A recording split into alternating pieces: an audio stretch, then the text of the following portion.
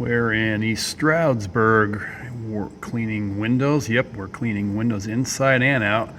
A lot of people assume, probably almost everybody, that rain and snow just gets windows dirty. Is that really true?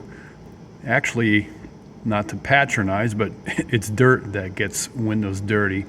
And rain and snow really don't carry particularly dirty water. Now, if it was splashing onto the windows from puddles coming off of roofs, or very, very windy, then you got a situation where wind might drag dirt with it.